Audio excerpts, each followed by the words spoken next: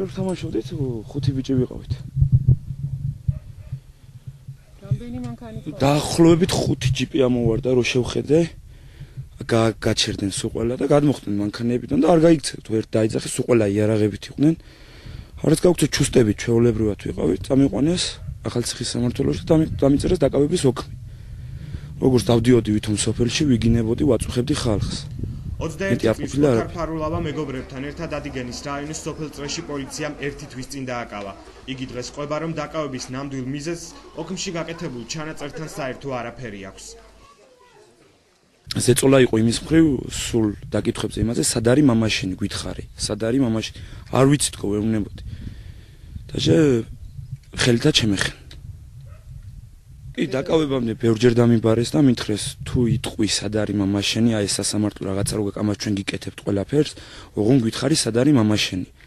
და რო ვეკითხებოდი, რატო ეძებთ, ვიღაცის ვალი აქვს და ვეძებთ იმის გულისთვისო. მე რავის ვალი არ ქონია ისეთი რომ შედავებოდა ვინმე, ეს იყო რომ პირადად მე როგორც ვიცი ვანო მერაბიშვილისგან დავალებული რომ მამაჩემი უნდა დაჭერილიყო. ამას რეკავდა სამცხე-ჯავახეთის პოლიციაში მესხელო პირადად გენოფარულავა უნდა დაიჭიროთ. ოთარის მამა გენოფარულავა ახალი მემარჯვენების წევრი იყო და 9 აპრილის აქციებში აქტიურად მონაწილეობდა. მასზე გამოცხადებული ძებნის მოტივად სამართალდამცავები სატყეო მეურნეობაში მუშაობისას აღმოჩენილ დარღვევებს ასახელებდნენ. ოჯახის ცნობით კი დაკავების მოტივი პოლიტიკურია. უფრო მეტიც ფარულავას მეუღლე ამბობს, რომ პოლიციამ შვილი მამის მძევლად აქცია. მე მითხრეს პირადად, მე ვიდოდა ჩემი მეუღლე ჩაბარდებოდა, გაათავისუფლებდნენ ჩემ შვილს. არ მივიდოდა და უშვებდნენ 7 წლიან ციხეზე. ეს გავიგე კულუარული ინფორმაციით, რომ საკანში რომ მიჯდა, ისჯებოდა იმისთვის. წინასწარ პატიმრობას გენოფარულავა გლდანის თაფყრობილეში იხდიდა.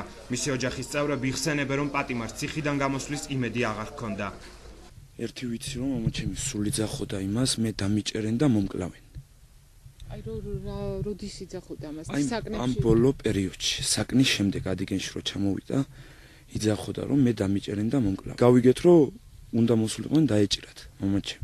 დაახლოებით 4 დღე აიქეთ არის.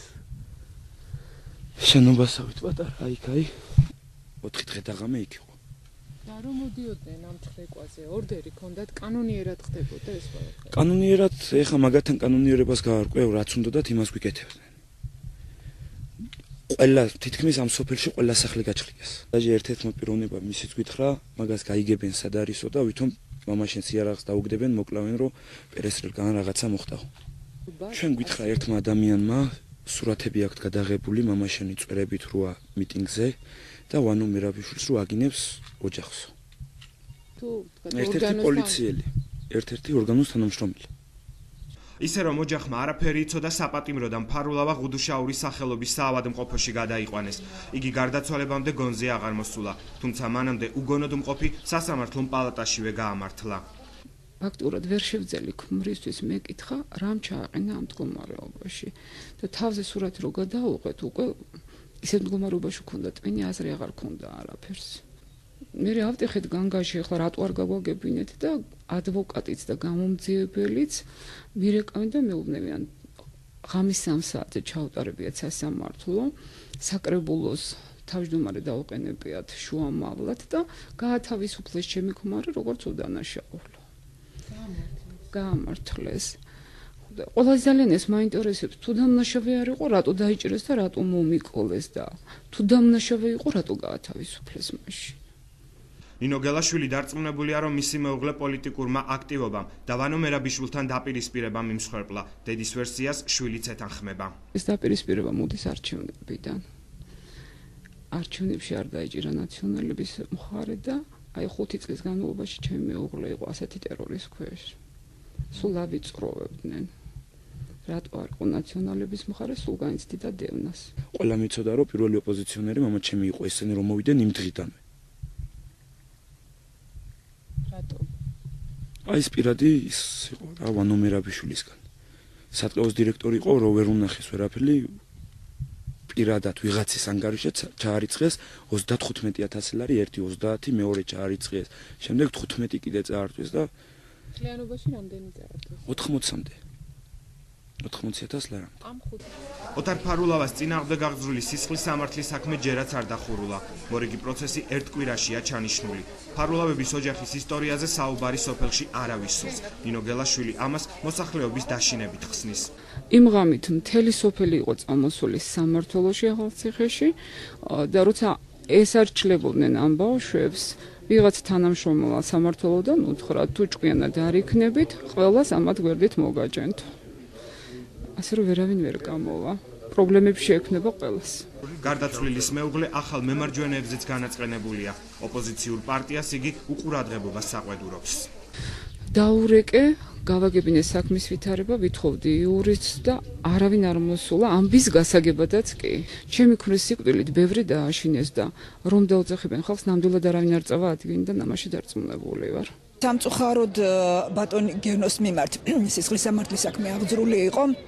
სანამ ის გამოჩნდებოდა აქციებზე და მიიღებდა აქტიურ მონაწილეობას, აქედან გამომდინარე ჩვენ არ აგვაქვს არანაირი საფუძველი ვთქვათ, რომ ის იყო პოლიტიკური რეპრესიების მსხვერპლი. მე ამის შესახებ ველაპარაკე ქალბატონ ნანას. სამწუხარო ის იყო, რომ ბატონი გენოს დასაშანტაჟებლად გამოიყენეს მისი შვილის დაკავება და ამასთან დაკავშირებით ჩვენ რა თქმა უნდა მაშინ გამოვთქვით საკმაოდ სერიოზული პროტესტი, შემდეგ სახალხგაზრდა გაათავისუფლეს და მის სანაცვლოდ დაიყვანეს ბატონი გენო.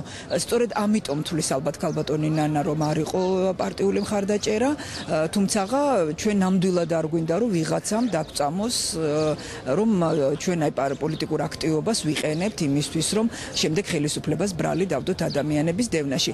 თუმცა თავისთავად ის ფაქტი რის გამოც იყო ბატონი გენო დაპატიმრებული უკავშირდება ისევ და ისევ ხელისუფლებას, უკავშირდება წინა პარლამენტის არჩევნებს და საპრეზიდენტო არჩევნებს, როდესაც ხალხს გულის მოსაგებად ხელისუფლებამ დართონება რომ მათ ხეტყე გამოეტანათ ტყეებიდან, სწორედ აი ამასთან დაკავშირებით იყო აღძრული ბატონ გენოზე საქმე, ისევე როგორც ძალიან ბევრ ადიგენელზე და ძალიან ბევრ სამცხე ჯავახეთში მცხოვრებ ადამიანზე.